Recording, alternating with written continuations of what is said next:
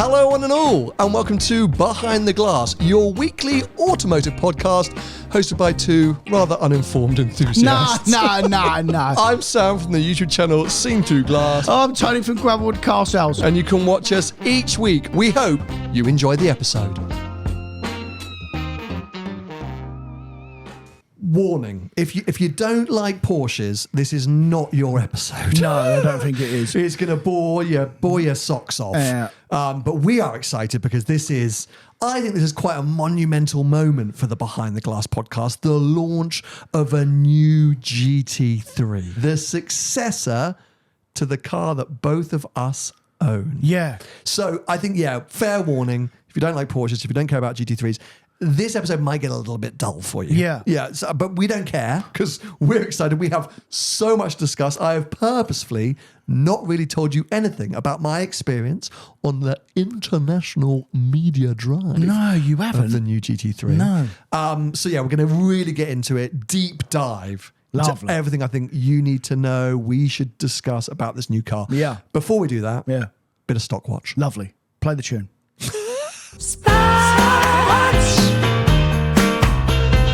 Finding the best cars on the internet so you don't have to.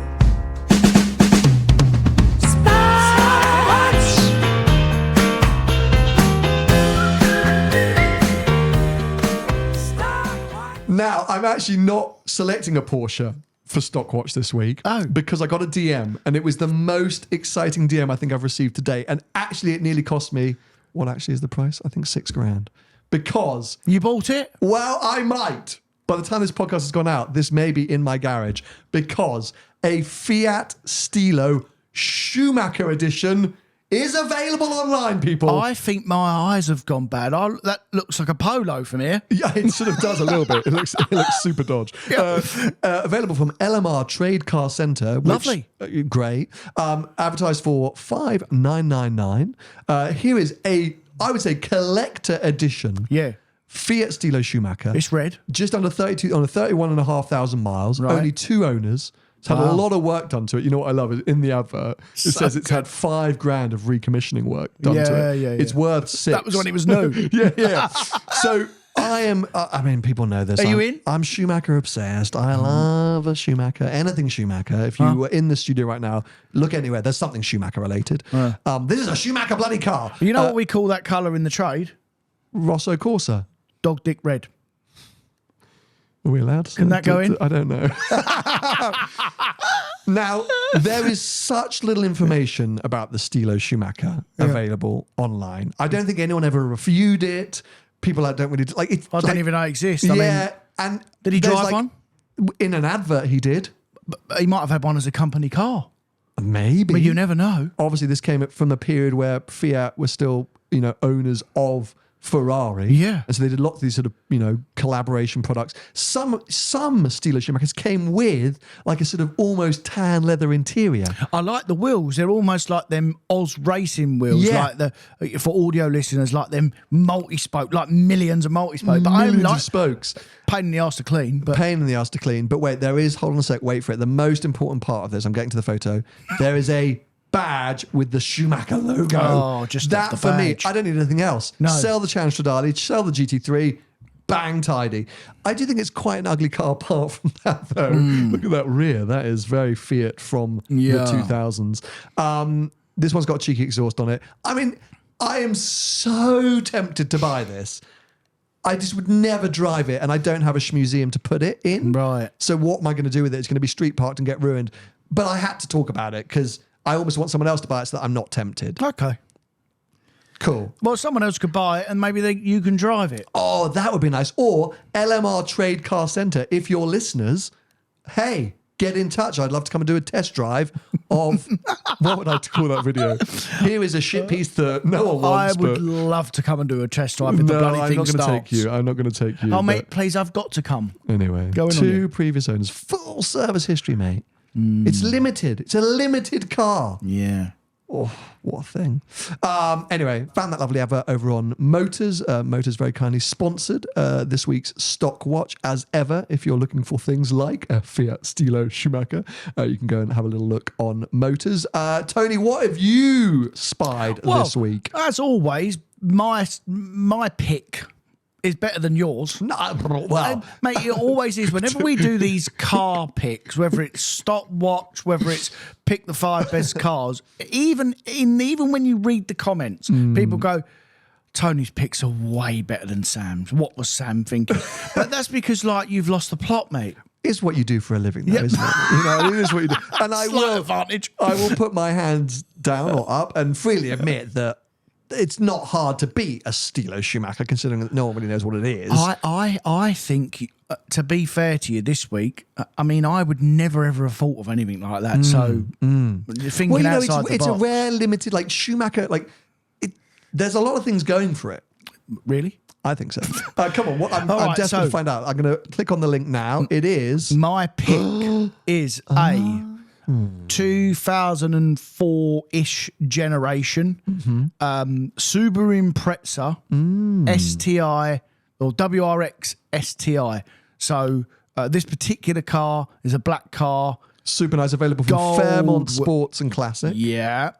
Gold wheels, black car, blue interior. That's the vibe right there. Yeah. With the STI badge in. And the reason why I picked that, tell me, is because I saw one at the weekend just cruising around, and I like not relived my youth, because my youth was the previous generation, which actually in terms of values have gone through the roof now. Gone insane. Some of them. Well, I bought some up. I mean, you're well clear of 50 grand for that. That's what I would call the 22B generation, or the sort of P1 generation. I literally had one of them, mate. Not mine was a 3-door in black. I literally had one. Oh, Fairmont have got that car as well. Oh, they must be a specialist. Yeah, they're just probably a cleaning specialist, up, aren't they? Yeah, well, looks like it. Yeah, but these cars are flying because of America, aren't they? I think passed so. The 25. Is it 20 years or 25 years? Isn't it the 25-year rule? So they can all be imported. Or is it 20 years? Americans, help us out. Yeah, I thought it was 25. But they can all be imported to the US, hence why suddenly they all start to fly. Yeah. But yeah, this later generation, I think this was that's so fun, isn't it? It's a reflection of our age. That's my generation. So the original car you picked, the black car, that was more me. So that's what were you saying? That's a 2004-ish? Yeah. So they've done the what they call the bubble eye one, or the buggle eye one, whatever they call, and it had them fuggly horrible lights. These has got the nicer cleaner lights. This is 2006 this particular car we're looking fair at. But I think they come out in like 04. Is that good value though? 32.5 grand. It's not good value, but I mean, that's obviously what it's worth. But you just like that car. You think that's a good car. Yeah, that and the previous one, the newer shape ones. No, I'm not interested. But yeah, I don't think we can class. I think these ones are gone. They're gone. The 90s cars, they're too expensive now for what they actually are, unless you're getting a really special variant. But I actually think 30-ish. That's still expensive, mate. 30-ish is really expensive, isn't it? Because like literally not that long ago, they were 15 grand. So they've doubled in value somewhere along the line. Collector market. Everyone's going mad for the JDM stuff. Yeah. Well, anyway, there we go. As I say, huge thanks to Motors for sponsoring this week's Stock Watch. 2 quite wacky cars, left field. Well, no, it's not left field to put an STI in there. It's an Impreza. But someone go buy that Stilo Schumacher. That is Stock Watch. Let's go talk some GT3s. Let's do it. Stopwatch. Finding the best cars on the internet so you don't have to.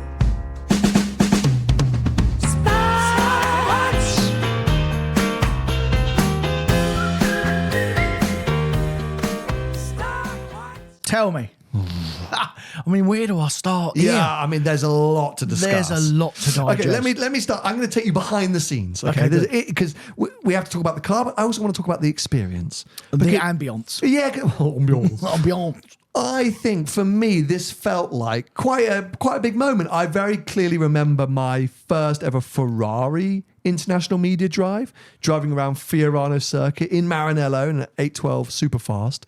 And this was my first GT3 press launch. And as a Porsche convert over the last few years, as a GT3 owner, I was like, this is pretty cool. Like, this is like I like this. And then it felt cooler when I realized the other two people on my rotation, because during an international media drive, of course, it will take place over a couple of weeks, and each day or every couple of days, they bring in a new rotation of media and journalists. Yeah. And it's usually market specific, right? So you'll have, Germany on day 1, France on day 2, America on day 3. That's usually how it works. That's how they split it? Yeah, usually market specific. Right. Sometimes they combine markets, but then you'll have as well what's called a TV rotation. Ooh. And that's where they allow more time for filming. Yeah, Because fair. the other rotations are usually focused around journalists. Yeah, right. So I ended up on the TV rotation. Thank you, Porsche GB, for that. And the other two people there were Henry Catchpole Nice. and Jethro Bovingdon. Nice. Now, I'm going to admit this because I don't really care. And if Jethro hears it, that's fine because we're friends now. Yeah. Jethro's he's a little bit of an idol. Like I slightly worship the ground he walks on. You got a bit of a crush on him. A little bit of a crush on him. Slightly embarrassing. I hadn't actually met him before, but I've spoken quite a few times on the main channel here on the podcast. How Jethro's the one that I like the most. So I found out he was on the trip. I was like a bit of a giggling dude. What shit? Everything you said, I was like, Jethro, you joker. I'm so sorry if you watch or listen. Jethro, if you hear this, I'm sorry. But I just, and genuinely, what a lovely man. Like, what an absolutely lovely man. Yeah, and I do really admire everything he does and has done. So it was quite cool to be able to spend some time with him. And he lived up to all my expectations. And slid into my DMs post-trip, which made me smile a lot. So, Jethro, if somebody forwards this to you, you are a hero and a legend. And fingers crossed we get to end up on some more press trips together at some point. And share a room by the sounds of things. Hey, if you're up for it. Quite highbrow people alongside me. I was like, this is amazing. Well regarded, I'd like to say. Absolutely. And Henry's a hero. I've met Henry many times. Absolutely love Henry. So I thought, okay, wow, I'm GT3 launch. I've got Henry Catchpole, Jethro Bovingdon. This is insane. It was being hosted in Valencia. Mm-hmm. And the HQ for the drive was the Circuit Ricardo Tormo. Or Ricardo, No idea. Where they do the MotoGP racing. Okay, fine. And there's lots of other testing that happens So there. you went on track? Oh, yeah. Oh, perfect. I mean, mate, it's a GT3. Yeah. You're not going to do an international meter drive, so actually you're not allowed to do any track driving. Yeah, of course. But I didn't realise that. Oh, good. We'll ask you some questions about that then. So that was the sort of base, but there was two parts of the day, so split. So you had the first half of the day, you were either on road or track, and then you came back and you swapped. Yeah. And because of the amount of cars available, that we were effectively sharing cars. So I was partnered up with Henry Catchpole. Yeah. So whilst I was out in the morning on the road, he was on the track, and then we came back and we swapped. Fair. So that was totally fine. So we weren't literally in the car together, which does happen on a lot of media drives. But it just meant that, we were using the same cars, but at different times. Okay. So I wanted to... You sort of had it's quite funny, there's a little bit of a bum fight the night before in terms of arguing over cars. It happens quite a lot, especially on these TV rotations. What cars you want to drive first and stuff. Well, and also like what specification, what colours. Does that matter? A huge amount. Because it matters because of how it looks on the TV and how they put the videos together or the films? Okay, fine. Thumbnails, visuals, B-roll packages available because the manufacturer will shoot a lot of content themselves that they'll then give you to help help your content. Wow. So it is quite critical. But also with the GT3, it's not just colours. There was a lot of specs available. So you could have manual, you could have PDK, you could have rear seats, no rear seats. There's Visac packs now available. Cars there, then? Lots of cars, but in loads of different specs. Right. But there was a bit of an argument as to who wanted to drive what. Did you want to drive manual on track or PDK on track? Yeah. Did you want to drive a Visac car on track or a non-Visac car? Did you want to drive a manual car on the road or a touring on the... It was all tourings on the road, actually, to be fair. But did you want rear seats or no rear seats? Like, look, the light valve package, because there's so many different versions. It's so mad because I would be absolutely useless on something like that because I would just say, give me that car there. I'll have the PDK. I'm not going on the road. I'm not interested. Just leave me here on the track. But you're not useless because you've just made a demand. So what if another media said that they wanted a PDK Visac car on track all day? Well, I'll let the tyres down. No. Listen. Going on slash their Achilles. Yeah. But that's what the PRs have to do. So what's quite funny, at the dinner the night before, you see all the media submitting their requests. Oh, look, I want... So for mine was... I just want to drive a manual car on the road. Nice. Because I have a manual car that I spend most of my time driving on the road. So to compare the two, it was really important to me to be in a manual car on the road. So I don't care about anything else. It can have rear seats. It doesn't have to have rear seats. It can be a touring. It can be a wing car. I just want to be in a manual car on the road. Okay. So everyone else is submitting their requests, and then you see all the PRs from the various markets go and have this little argument. Okay, well, mate, I'll give you the green car if you give me the silver one. Okay, my guy will take PDK. Do they just scuttle around? Yeah, and then they come back to the table. They go, okay, guys, listen. I've managed to get us the Visac pack, but we're going to have to compromise on no seats in the touring. You know, of course, they're Visac now as well. Yeah, I've just remembered that. So my thing was, all I care about is the manual on the road. I think Henry was the same, and there was a little bit of a like on track. What do we want? Yeah. I said I don't really care on track. I said I think it would be interesting to drive a PDK Visac, not as a reference point to me, but just to experience it. Yeah. I think that's what Henry wanted to do. Well, anyway, that's what we ended up with. Okay, good. We ended up with in the morning a touring packaged car with manual and rear seats. Nice. And the like bow package, this new lightweight package. Yeah. And then on track, a full Visac packed PDK example. Yeah, good boy. Perfect. So I was like, good, happy days. Lovely. Before we even got in the cars, we had a 1 hour technical briefing from Porsche. Well, I mean, I don't have too much experience of this, but we did do that Maserati thing of last year. I think it was last year. And if it was like that, I can't, mate. I mean, I can't do your job. It was worse. No, was it? This was Porsche and Germans going like, there were so many graphs to the point where me and my best friend Jethro started giggling at certain stages because literally like they got to the point where they were getting so extreme with extrapolation and reconfiguration and re-engineering. Like it was so insane. Yeah. And if I'm honest, it felt to me like they were trying to convince us all how much they'd changed. Well, as well, this is part of their job. So this is, I guess, all that speech and all that talking, that's to get you lot to drink the Kool-Aid. Because they literally want to insert all that information in your head before you get in the car. So you automatically, as you get in the car, oh, this is completely different to the one that I use. Absolutely. I mean, it's PR spin in the best way possible. And that's their job. That's what they're trying to do, right? So, because I think when the covers came off this 992.2, maybe we said it here on the podcast. I obviously went to that event in Hockenheim and saw the car in the flesh. It felt not disappointing, but a bit like, okay, they haven't actually changed that much. But what are they like from a .1 to a .2? Really, when you look down the years, what have they ever really changed that much? This is where you're wrong. To look at. This is where you're wrong. So they gave us that walkthrough because it's 25 years of the GT3. Yeah. They talked us through each generation. 996.1, the first ever GT3. Followed up by the .2. Very revised. Aerodynamics revised, introducing of carbon ceramics, all these different changes. Then we got the 997.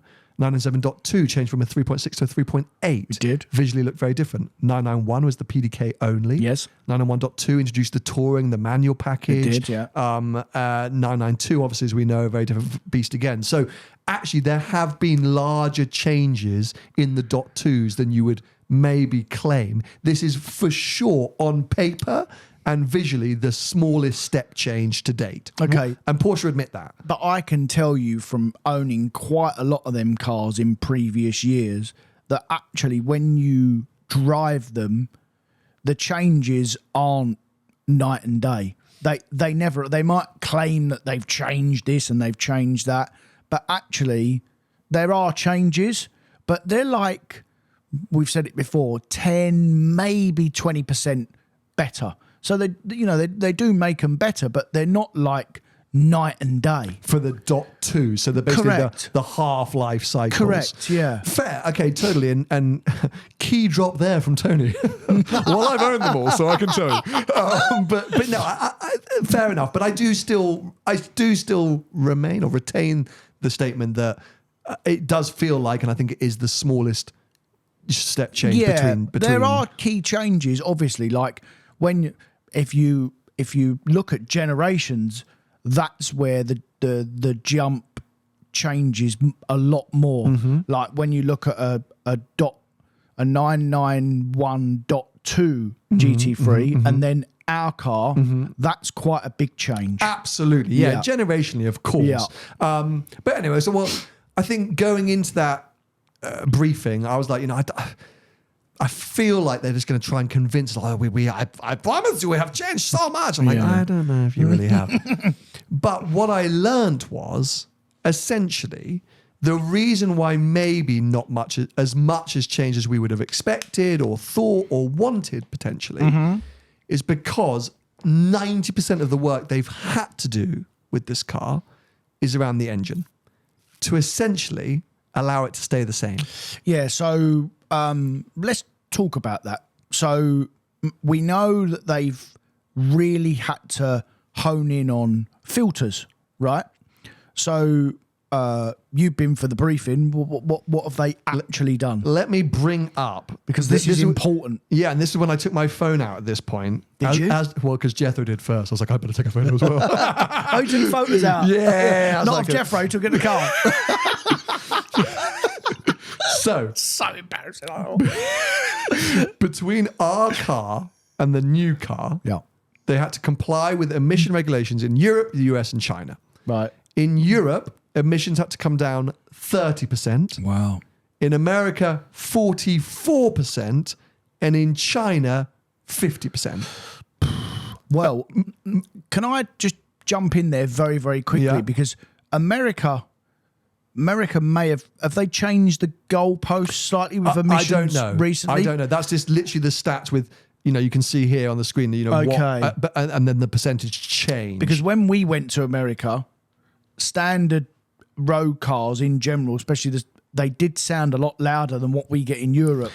Unless they've changed the rules and now that's why that percentage is greater. I don't know. But don't forget there's a difference in emissions and noise. Oh, I see. I think in Europe we have a noise limit as well. I think. Right. I can't speak on this. Okay, fine. I don't know enough. Right. All I'm going on is the slide that Porsche showed us, which maybe they tried to show us to their advantage. Yeah, but that was... I thought that was quite like, wow, that is a lot. 30% for us. So that is that a noise and an emission? As far as I understand it. Okay, fine. But maybe it's one and the same. I really don't want to speak with any kind of... All I'm telling you is that between Europe and China, it was a 30 to 50% reduction. Fine. And to be able to do that and allow the engine to still produce the same amount of power and have the 9,000 RPM apparently was a headache. I can imagine, yeah, because that's an ECU nightmare, that is. It's not just ECU. Of course They not. literally had to rework the entire engine. And I actually sat next to the engine guy at dinner the night before. Really, really nice guy. And he just said, yeah, I mean, actually, it's hell. Yeah, it is I can hell. imagine. So all of their hard work, engineering, all of that stuff was just to keep the car alive. Yeah. Just because obviously... to comply with all that and have essentially a motorsport engine still be fire breathing, 510 PS, 9,000 RPM, blah, blah, blah, really hard work. And actually the end result was they did drop torque. So it is, I think, 20 or 30 newton meters down on our cars. Yeah. But they couldn't do anything about it. Couldn't do anything about it. Okay, fine. On top of that, the car is heavier. They have to have heavier doors for side impact tests and things like that. So on average... I think, again, did I take the photo of this one? Our cars are about 1,400 kilos. Yeah, 1418 is our car's in lightest configuration. Yeah. A standard Gen 2, 1439. Okay. But... with a Visac? Well, here we go. So if you did the Visac pack, all these extremities, you can get down to 1420 on the new car. Right. So still not as light as our cars, though. Yeah. In standard form. So, I mean, it's 2 kilograms, Yeah, but yeah. you're losing, more has to be sort of done. And you've lost a bit of torque as well. You've lost a bit of torque. Right. So this is where it gets interesting. So initially I'm going, God, this is a nightmare. Like, this car sounds crap. So wait a minute, just before we carry on, that the torque's been lost at the top of the engine? Yeah. Do I have that graph? Because that's where most of the torque comes in, obviously, higher up. I'm not sure if I've got that graph. I probably do have that graph somewhere. Maybe I'll overlay it now if I do have that graph. Where that torque was lost, I couldn't quite tell you. But, the total number, the peak torque was less. Peak torque was less. Fine. So I'm sitting there going, this is heavier, it's low on torque, it's heavily... Okay, fine. Somehow, amazingly, they have been able to keep those headline stats, but this is not attractive to me right now. Okay. So then they start going, right, how do we combat this? So they introduced, yes, the Visac pack and the lightweight pack. And actually, that made me realize, hold on a sec, that is not just as a marketing thing, that's because without these packs, you've got a heavier, theoretically slower GT3. Yeah, which inherently, when you look at any manufacturer, they always normally make them, even if they're 2 mile an hour faster, or there's a track stat normally, they normally do make them faster because that's a selling point. That's why the Nürburgring's so important. Of course, when they go, oh, it's 5 seconds faster around the Nürburgring than the previous car. They don't mention the bloody track 7 minutes to go round, and actually around a normal track it's like half a second or something like that. But yeah, it's a headline figure, and that's also why they always mention percentages, because percentages always looks more than an actual number. Yeah. So they then start getting what we combat. So the Visac pack, the light bow pack, we save weight here, save weight there. So we got it down. So in its lightest configuration, it's basically the same. Yeah. And then how did they combat that torque? Now, this I found really interesting because one of the key things I took out of the initial press release and the thing that I was kind of intrigued to see or experience was they brought in the shorter gear ratio from the ST. So it's 8% shorter gear ratio. And I thought, that's just, drivability thing. Like, that would be super interesting. But no, a lot of this was to combat the drop in torque. Right. And this is where they got really hectic with the graphs. Right. I'd love that. Yeah, not only does obviously it allow you to basically get through the gears quicker and reach those kind of speeds. Is there a sharper gear up and down? What do you mean? Because the ratios are slightly. Does the PDK, is it slightly sharper than our cars? What do you mean by sharper? As in quicker upshifts. Yeah, it's a shorter ratio. Right, yeah. So you're literally just blitzing through it quicker, like you're getting to the speeds quicker. Yeah, but what I mean is the actual upshifts and downshifts, are they the same or quicker than the previous car? The actual PDK shift? Yes. Probably very They similar. didn't talk about it, yeah, so I'm assuming the same. Yeah, They definitely didn't talk about an improvement in shift time. Ratios. Just the ratios. Fine. But where they got really technical, and I was a bit like, I need to take a breath here, is because there's something they've been able to do, increase the actual power at the wheel or the traction at the wheel. It's something about the fact that the shorter ratio also allows them to ensure that actual power delivery is better. How have they done that? Oh, no, this I have to Flywheel? the slide. No. This is just... Oh, let me find the slide. Hold on a second. This because it's very... I really need to know. Okay. Because I wouldn't normally care, but I need to know. But this was so hardcore at this point, and this is the point when I was like, oh my god. Okay, so the shorter ratio, 8% shorter gear ratios, 8% variance, transmission. Hold on a sec. Do you want to see these graphs? So it's about driving resistance. Okay, so this is what they really focus on: traction force on the wheel, right? And driving resistance and speed. Right. And essentially, the traction force on the wheel is higher in all gears at all speeds with this shorter ratio. So essentially, creating the impression of more torque. Okay. Do you know what I mean? So it's less. It's less torque, but more traction. Okay. Wow. It's really clever. Clever, very clever. Sounds clever, yeah. Very clever. Yeah. So I was like, okay, wow. And then what else did they say that was impressive? Those elements from the 3RS and the suspension, they talked about the aero blades and stuff like that. Yeah, they've changed the arms, they've changed slightly. Which always, to aid with a lot of this and lightweight components and things like that, but also for anti-dive, which I thought would be right up your street. Yeah. So anti-dive, obviously heavy on the brakes.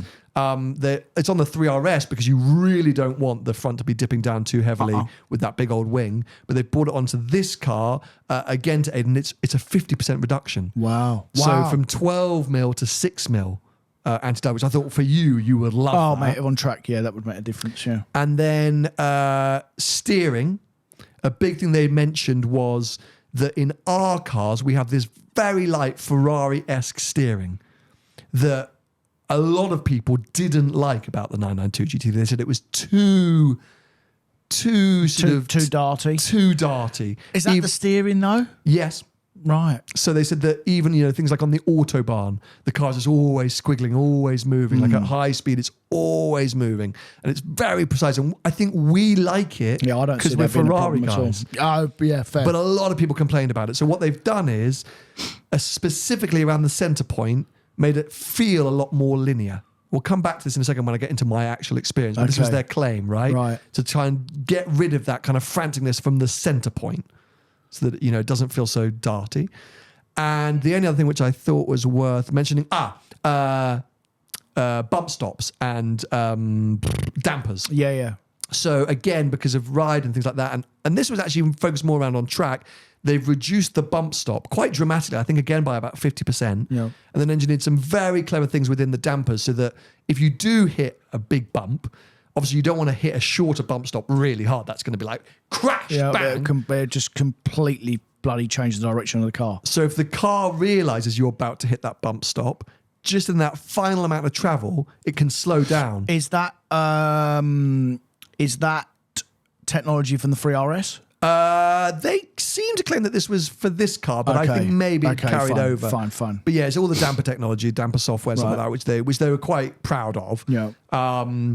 And yeah, so okay, I was like, okay, fine. So they have theoretically done quite a lot on this car, but still, how much is that actually going to translate into on the road? Because this stuff is so technical, and it's all like, okay, well done, Porsche. Yeah. But what's that actually add up to? And also, most importantly, what does it actually really, when we really dig down, which is most importantly, what does it add to on track? Yeah, fair. What does it? 100%. What does this actually all mean?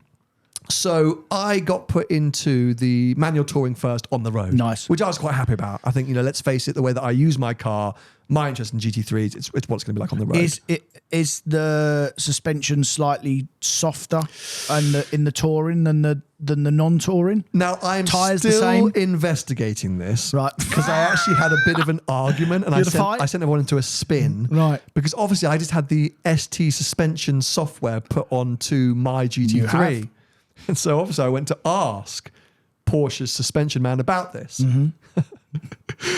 Did he go in on you? No, well, there was a lot of panicking. I had, when you're talking, so I was talking to him and I slowly noticed more and more Porsche executives sort of gathering around and slightly listening to the conversation. I thought, ooh, I've created a stir here. Right. Because I'd brought it up the night before and sent some people into a fluster. And I'd gone to find the suspension man in the morning. As I went over and said, oh, hi, I'm Sam. He goes, I know I've been expecting you. I was like, oh, God. So like from a Bond film. I don't want to talk about it right now because I still want to get some really formal lines. Okay. But is it soft? I don't think, from what I've been told, no, supposedly. Right, okay. Porsche is saying no. I think Porsche's official line is... Yeah. No, right. But there are new components, obviously, in the suspension. The shorter bump stop, the damper technology. That's all in the touring? Both cars. Fine. Both cars are identical. Fine. Let's say that. Okay. Apart from the rear wing, both cars are still identical. Cool. The suspension thing is a whole other conversation, and I really don't want to get sued, so I'm just making sure I check my sources. Yeah, fair. But anyway, you've done that with a mechanic. I nearly said that, but I was like, I'm going to bite my tongue there. So let's get into my experience on the road. Yeah. So here we are into the car. My first time in a 992.2. Yeah. So a few things to notice straight away. Infotainment? Infotainment. The digital dash. Yeah. So we've lost the sort of Did you like that? Yeah, great actually. So everyone complained about it, but more like a Taycan and New Macan and stuff like that. Yeah, but the best thing is, for us in our cars, when you're sitting there holding the wheel, there's a few of those dials you can't really see, aren't there? Do you know what I mean? The most extreme ones. Sometimes this all just compresses it perfectly into the little gap between the steering wheel and the dash. You can see everything. But then some of them things that you can't see. Don't matter. Yeah, I agree. Who cares? I agree. It was a little bit of a we have just perfected this, and they have.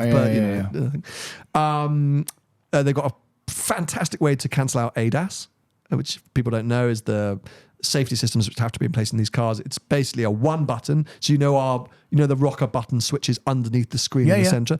Hit assist, bang, bang, bang, bang, bang, off, done. Oh, nice. Off you go. And you have to, every time you stop and start the car, you have to do it every time? That's a legal requirement for all new cars. Nothing you do, a legal requirement.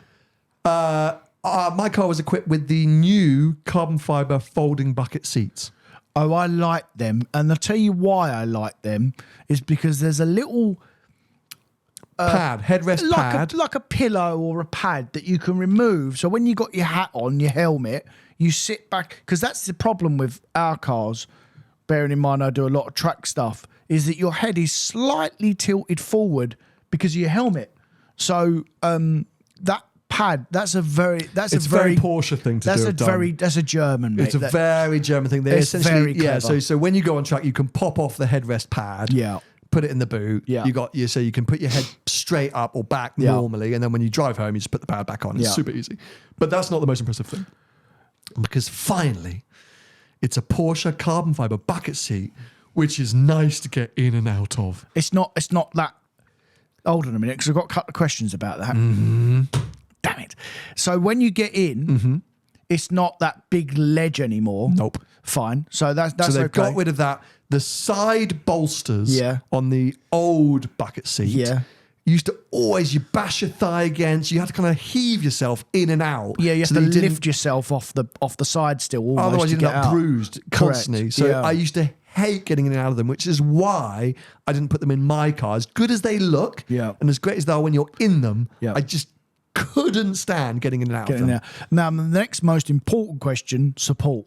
Yeah. So the 918 seat, which is the older seat, which is the one that's in my car, which is what we've been talking about, the one that's the pain in the ass to get in and out of, it gives very good support when you're in, especially when you're strapped in a harness, even when you've got a lap belt on, but when you're strapped in a harness, you don't move. It's very, very good. Is that one all right? I adored this seat. Statically, I got getting in and out. I spent all day getting in and out of these cars. I was like, finally, as in to the point where on camera I said, these are the seats I'd have. Okay. If I was ordering a 992.2 today, even a touring, I'd have these seats. Right. They look the bomb. They're cooler. They're better. Like, just get these seats. They fold. You can get in the back. You don't need the comfy seats anymore. Get these ones. Because they have done folding bucket seats before, by the way. Absolutely. But they would still have that awful side bolster. Yeah. So my initial impression was get these seats. 15 minutes down the road, they were squeaking and rattling so much that I went, well, this is a disaster. So I really called Porsche out on it because, okay, fine, look, that car's having a hard life. It's on an international media drive. It's going to have camera people, journalists, instructors, people jumping in and out of those seats day in, day out. Hard lives. Mate, it doesn't matter. The car had 3,000 kilometers on the clock. It does not matter. True. It was too noisy and I was too focused on track in the Visac pack car to remember if that was squeaking. I don't think it was. But the point being, unacceptable, I think. I wonder why that is. I wonder because obviously the seat in my car, the 918 seat, is a fixed seat. Yeah. So maybe it rattles around because it's got more moving parts in the seat. I think it's the folding element. Yeah. And here's why I suspected my car was doing it, because my car had rear seats. Sorry, the car that I was given to drive on road had rear seats, and I think a lot of media would have been moving the seat back and forward and back and forward to film the back, to get in and out of the back. So I think it'd probably been, and that folding mechanism, I think, led to... Bit of WD-40 sort of out. But still, mate. Yeah, I know. I agree. Not good. Nearly 200 grand car. Yeah, so that wound me straight up. Yeah. But still, aside from that, the seat is fantastic. Okay, cool. So the support when yes, I say all good for me. Based on that day, fantastic seat. Good. All right. But don't forget, my personal car has the standard comfy sports seats. It does, yeah. So I don't have that direct comparison. Yeah, you might get it and say it's not quite as good. But for me, I really, really like that new bucket. Okay, fine. They set up a driving route.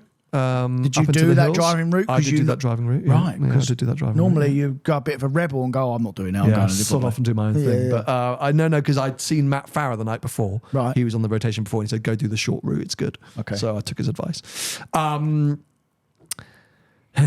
let's get into Where it. are we now? Touring on the road? Touring on the road. All right, tell me.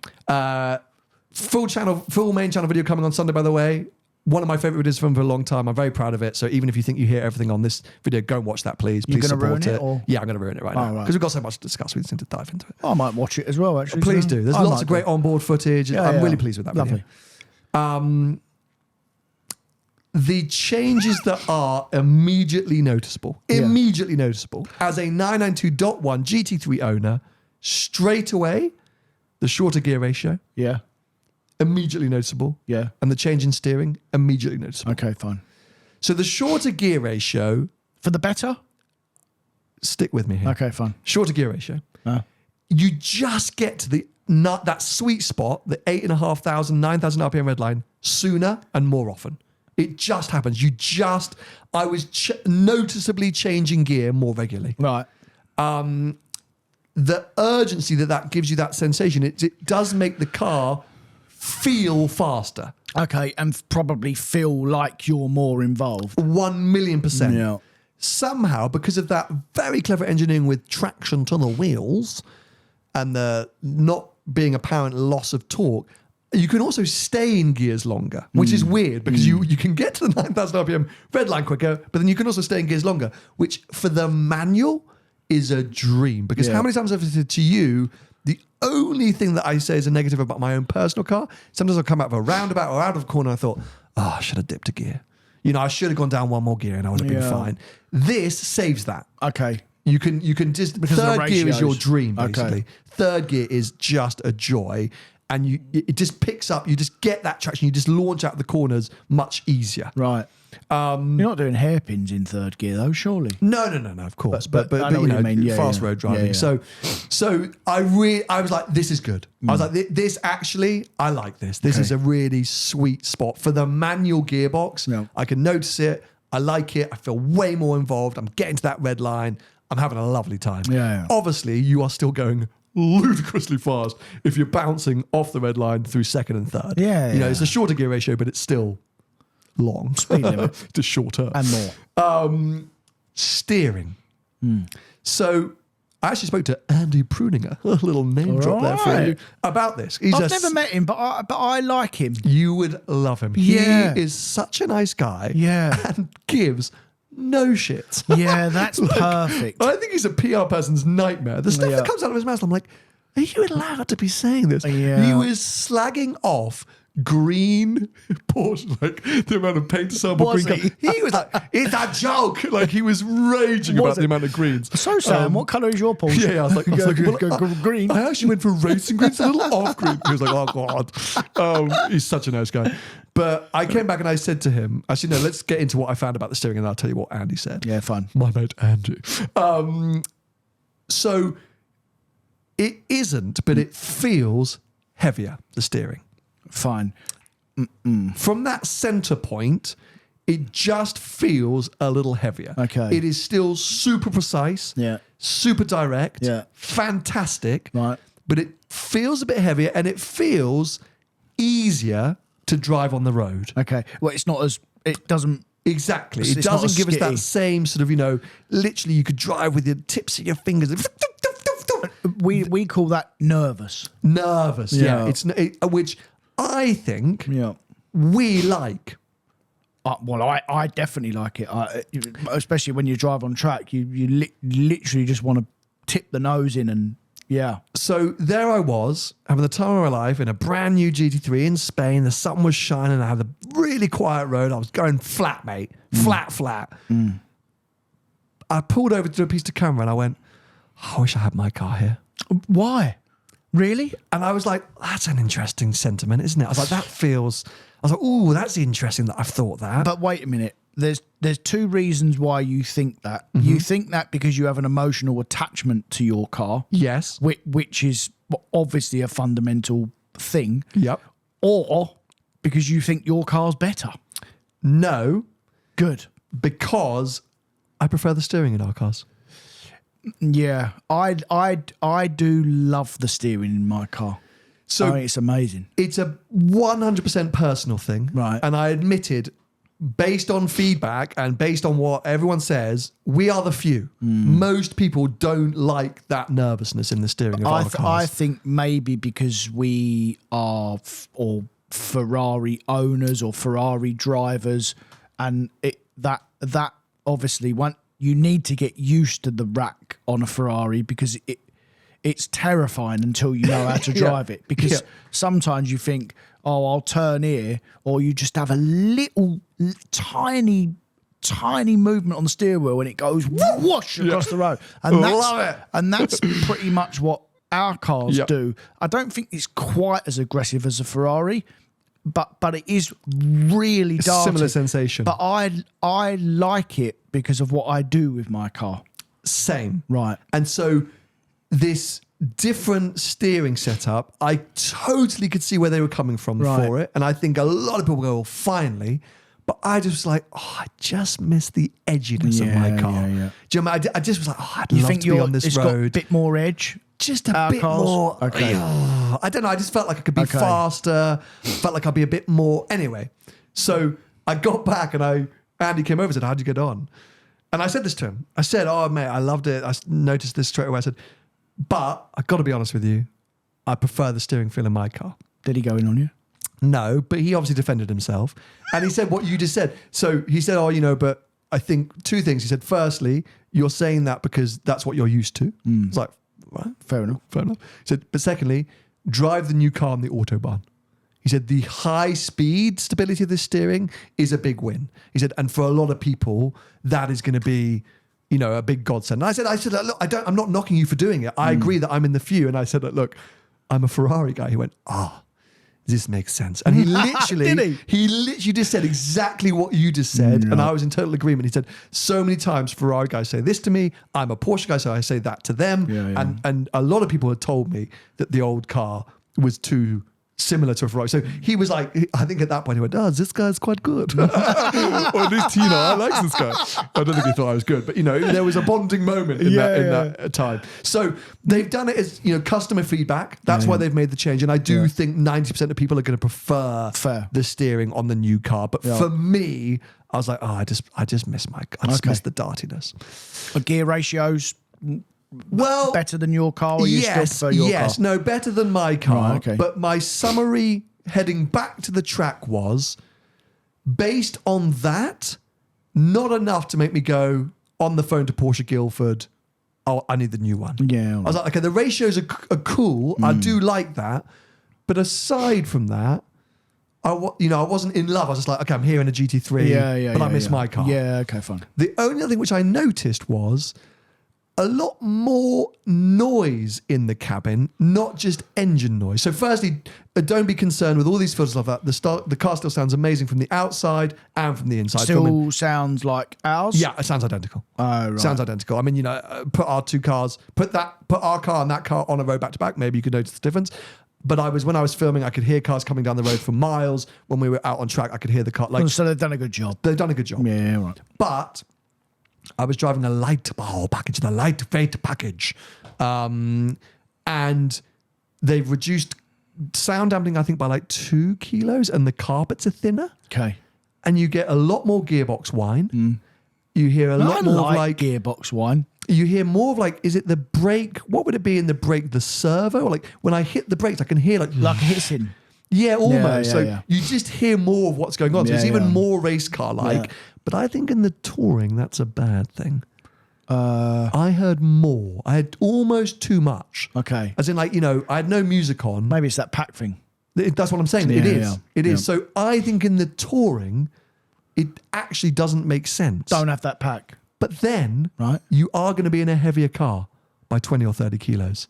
If you don't have it. If you don't have it. But who cares in a touring? Agreed. You're driving it on the roads it is literally for the road. So you're not driving it at 10 temps. So that's going to come back to my summary. It's kind of in and around that. Because this new car, and the whole point, a lot of what they're saying is it's customization, optimization. You can have a GT3 in almost any variant. So I kind of want to address, if you're going to go and buy one, here's what I think you should do. So we'll come back to that. Okay. And this is, by the way, this is what these manufacturers, especially with modern cars, are absolutely geniuses at, because they have to make a car and they make it for everyone, mate. Absolutely. It's that's the bit that always does me as when someone's building a car. These modern cars, they literally make it for unreal, isn't it? It's unbelievable Very engineering. clever. Yeah. So yeah, went back, had some lunch, caught up with Henry and Jethro, see how they've been getting on. They were a little stressed from a filming point of view, which I found interesting. Actually, I found it so relatable. Oh man, I was so happy because they're both of their contents. I think Jethro was there for Top Gear. I think Henry must have been there for Haggerty.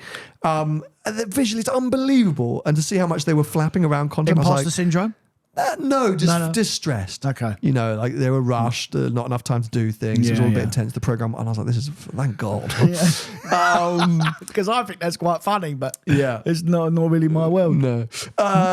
Anyway, so that was my track slot. And they were great. It was pretty free. It was like, look, you know, all we ask is just do a couple of laps behind a 3RS. Nice. And then do what you want. Yeah. So I actually said, and you'll know why I did this.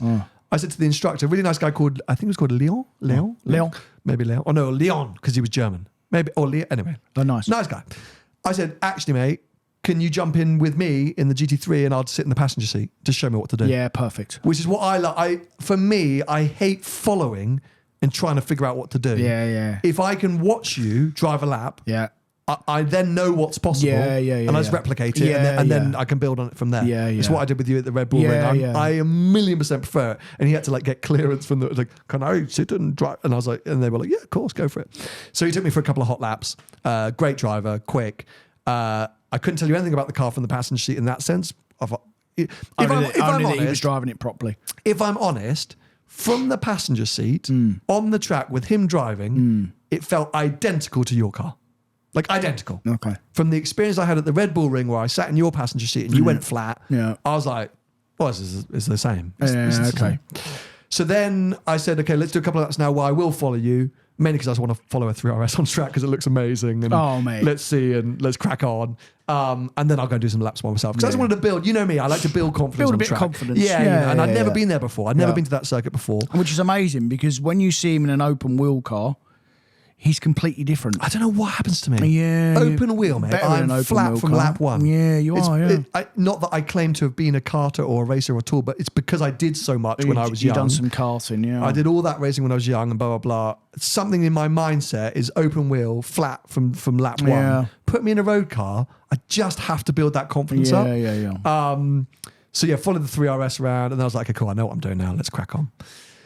Still, to this point, I couldn't tell you the noticeable differences on track between our cars and this car. Okay. But I will happily admit, when driving it? Yeah. But don't forget, mate, I'm driving a Visac Pack PDK on a track I've never driven before. Yeah. And I have no reference point for that. Do you know what I mean? Like, because you drive a manual car. I drive a manual car. Comfort seats. Last time on the Red Bull Ring a year and a half ago. Yeah. With comfort seats, as you said. So I was like, yeah. You couldn't remember. I couldn't remember. And all I could tell you was, it was freaking epic. Yeah. Like from lap one, I had confidence. The car was super inspiring. They wouldn't let us turn traction off.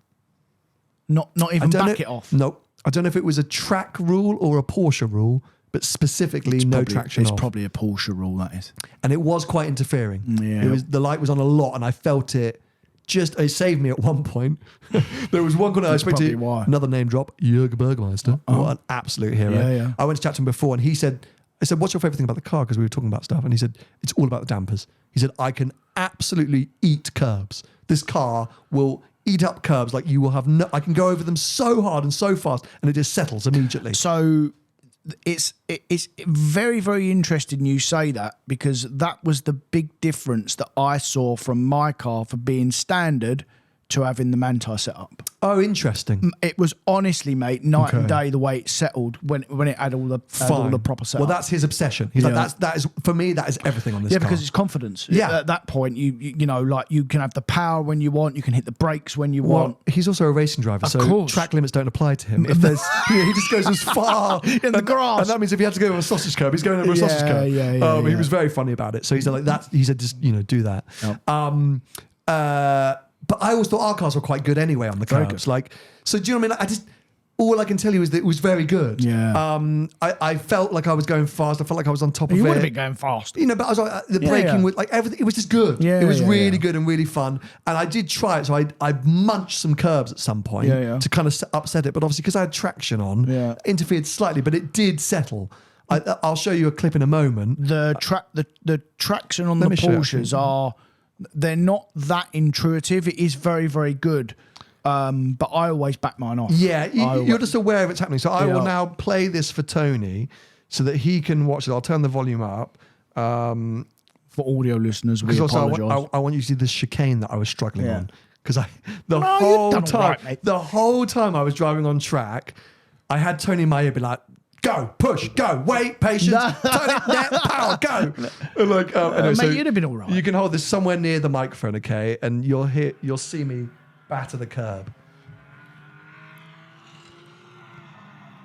That's the corner I nearly lost it on. Yeah, because you need to get it in there. And here's the curb.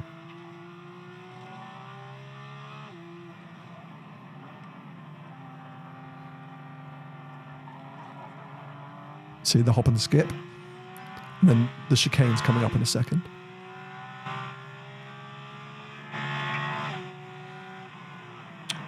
It's the one I can never get right.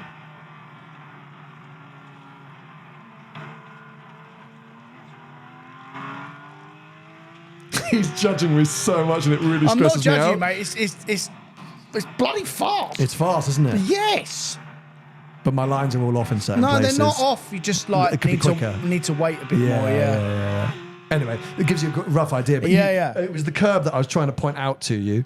It was the curb that I was trying. You could sense, but there's a bit of traction going on and a bit of damping going on. So it was great. It was great. And I don't really have much more to say for that. I actually asked if you could come on this trip, by the way. You don't know that, but I actually asked Porsche if you could come along because I thought it'd be really fascinating for you to do the track and me to do the on-road, but they just couldn't quite make it work. So that's fine. They gave it a go.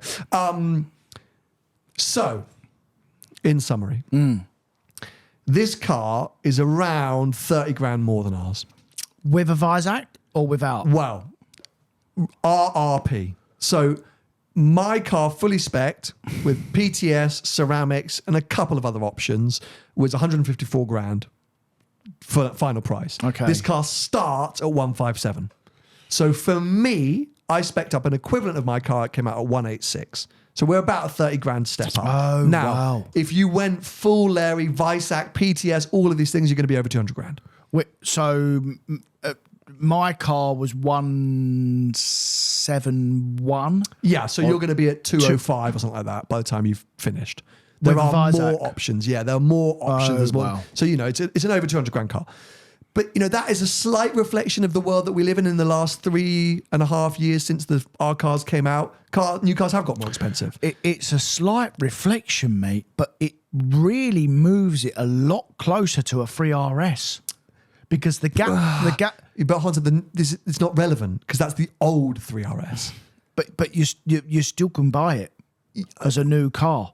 I appreciate it's not the new Dash and there's a Manti 3RS to come and then there'll be a .2 3RS, which is probably what you have to compare it to. You do. But the current car now there's a .2 of that that's got to come. Yeah, it's coming. Yeah, but that's what I mean.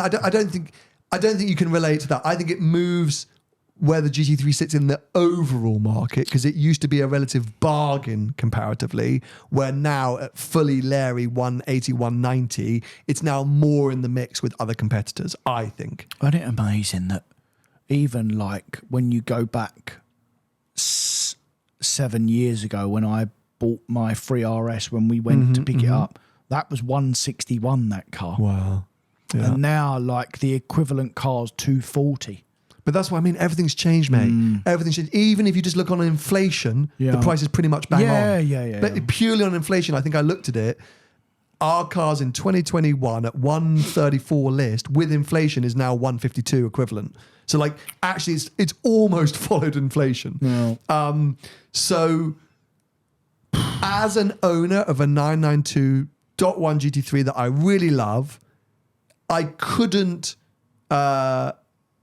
You couldn't justify the difference in price because you already own one. Yeah, I already own one. Yeah. The depreciation of my car, all of these things like that. I'd be looking to be spending 40 to 50 grand to upgrade, and personally, I didn't feel like it was a 40 or 50 grand improvement. Fair enough.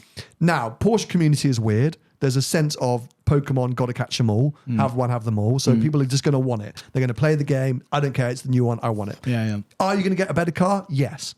There is somehow... Because they always are. Yeah, no doubt. Despite how their hands are tied, despite the fact it's heavier, that the torque is, less. It is, I think, a better car overall as a package. Yeah. I would be fascinated for you to get behind the wheel of a Weissach car and see what you think.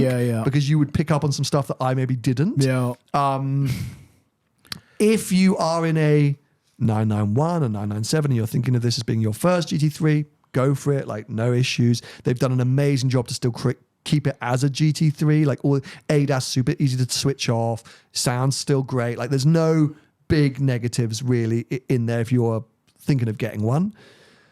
I would say, as I mentioned, in the touring, ignore the light bow package. Just get a fat, heavier one. It's still going to be great. It's still going to be fast. Like, the rear seat thing is a bit of a gimmick, right? Like, obviously, I got rear seats in my car too. I don't love the Porsche factory rear seats because their rear bolster is super upright. So even if you're fitting a baby seat in there, like, it eats into the passenger seat a lot, so you've got to move the passenger seat really far forward. If you're putting a small adult back there, like, it's cramped. Like, it's a bit of a gimmick. It does increase usability and great for Porsche. It's all right for 10 minutes, but it's a bit of it. But I'm not going to knock it entirely. But everyone's been obsessing over the rear seats, thinking, whatever. I think yes, the winged car in any variety is going to be great. Yeah. The only thing which I pick up on, Jethro spoke about this and spoke to, I think, Andy or Jörg about it. The manual car is more playful on track. Oh, wow. They all agreed and admitted and didn't really come to a point as to why, but something with maybe the lights, or like whatever's going on. Yeah. It is a bit more playful on the brakes, and it's just got a bit more character and personality. And Andy himself was driving a manual touring around, ice grey metallic, which is a nice PTS colour. And that's his preference, just for having a bit more. The PDK car is so precise and drilled in. And if anything, what was I going to say about this? Felt closer to our cars. I don't know what that was. Maybe I'm not going to make that statement. Anyway, long and the short of it is, well done Porsche for somehow still delivering a great car. Yeah. I would maybe be interested to drive them back to back. But as just stepping in and going, I thought it was amazing opportunity. Yeah. If Porsche Guildford called me up and said, we've got a slot, do you want one? I just don't think I could stomach the money. Yeah, would I want one? Yes. Of course. I would want one, but I don't think I could stomach the money. If you didn't have your car, you'd have it in a heartbeat, is what you're saying. But because you have your car, the jump for you, because everyone's different, mate, by the way. So, there'll be GT3 owners that will be so glad that they've changed the steering. Yeah, exactly. Exactly. They'll be desperate to get into that new car because the steering's different. 100%. So, only other thing I just kind of want to mention to finish on is around price. When I bought my car, we were in a world where GT product Porsches didn't depreciate. Interest rates were healthy, let's say. I don't know what, 3-4% on a new car? Less. They were going up. They weren't their way up. They weren't what they are now, 7 or 10 or whatever. Yeah. So I've mentioned it many times before. My car is fairly affordable to finance. Comparatively as well, if you look at many other cars in the market, it's actually quite cheap in the grand scheme of things. But not the new car won't be. Well, this is the thing, right? So the new car's increased in overall price. They're not going to have the underwriting of cars that we had. People are aware that GT products now depreciate quite heavily, or like everything else. And interest rates have gone through the roof. So suddenly, not only is the car going to be more expensive as a cash purchase, but it's also going to be a lot more expensive to finance. Of course. And so someone like me who's sort of brinkering, Porsche get on the phone and say, hey, Sam, we've actually got you a slot on a touring with it. Like, would you want to do it? Yeah. I think it's going to be 40 or 50 grand cash price, and I reckon $1,000 or more per month. What, because of the interest rates, and you think they'll interest rates overall adjust price? the balloons? I mean, mate, 50 grand list price alone to borrow is what? 500 quid a month, 600 quid a month. And then add the interest of all these different things. I think it will be nearly £1,000 a month more than what I'm paying at the moment. Oh, mate, it'd be easier £1,000 a month more. Exactly. But easily. So then suddenly, that's another whole bowl. I'm going to be like, well, is it really worth making the upgrade? Like, I don't really know. And oh my God, it's £1,000 a month more. Like, and it's going to depreciate. It's like, Yeah, are Porsche going to hit a little bit of resistance here in a way that they haven't before? Or are they going to sell by the bucket load like they did with our cars? But I think they've already hit the resistance, mate. That that's already happened. It's been happening for a while, but now the general public know about it. I get people approach me all the time about Porsche giving money off cars. I had a story from a customer literally the other day. He's got a current 3RS that he took delivery of last year. His Porsche Centre are offering him a new one. Same car, but a new one. Wow. You just literally... Come in and swap and get zero Come in and miles. swap, lose some money on your current car, but you can have a brand new one. Wow. So... Giving them away, basically. Yeah, I wouldn't say quite that, but yeah. They're not scratching around, but I mean, they're getting to the point now where they're offering customers cars. They've already got cars, So, but this was always going to happen. Yeah, They're a victim of their own success. Yeah. They've made fantastic cars at still, at reasonable money. Yeah. They've been going for overs forever. And don't forget, like when you look back, Ferrari had that run a few years ago. Yep. That's gone now. It's a sign of the times as well. Sign of the times, mate. No one's got no money. Interest rates before COVID, you could borrow money at 4% or whatever on a new car or even a used one. Now it's 10%. It's double. And the cars are losing money again, and the general public know about this now. So it's a challenge for the manufacturers in general. The mainstream manufacturers, they're all murdering cars out again like they were. And we've all got such short memories that's always been the case. Sure. And unfortunately, Porsche are going to have to take a direction, whether they chase numbers or they limit supply. It's one or the other. If they chase numbers, they're all going to absolutely have a poo, including our cars, because they already have. And that's just what's going to happen. That'll be the market. It's always dictated by the market. Well, it'll be interesting to see if this will be the easiest GT3 to get hold of by, run 2 or 3 of the production. But we'll find out. Anyway, I've been nervously staring at the camera because the battery's been blinking at me for the last 5 minutes. Uh-oh. So it's about to die. Anyway, we've been speaking for well over an hour about GT3s. Feels like a natural time to wrap things up. There we go. That camera's just died. So we'll do this as a blank screen for those visual listeners. We hope you've enjoyed. Let us know your thoughts below. Would you buy the new GT3? Do you think it... Anyway, just let us know your thoughts. I'd be fascinated to what people think about this. And would you buy one if you've already got one? Are you thinking of upgrading? Stop talking to the camera, Tony. It's died. Yeah, but I can't this help is now it. a black screen. People on YouTube are just literally looking at a black screen. Pointing And you're fingers yeah. Tony's like talking down the lens. I'm like, no, it's dead. So anyway, that's an extra time to wrap up. If you've been listening to us, thank you so much. Keep listening to whatever audio platform you are on. And we'll be back with you next week for, do you know what? More Porsche chat, because this weekend I'm taking the GTS-T Hybrid down to Austria. Oh, nice. Yeah. Okay, well, look, let's cut it here. We'll catch up with you next week. Bye-bye. See ya.